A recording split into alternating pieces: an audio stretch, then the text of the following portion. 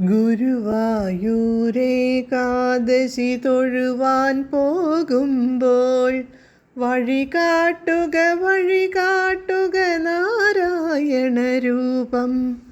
തളരുമ്പോൾ ആത്മാവാം പശുവേ നിന്നാവിൽ അമൃതം പോലൂറിയിടുക നാരായണ നാമം, ഹരിനാരായണ നാമം. ഗുരുവായൂരേകാദശി തൊഴുവാൻ പോകുമ്പോൾ വഴികാട്ടുക നാരായണ രൂപം.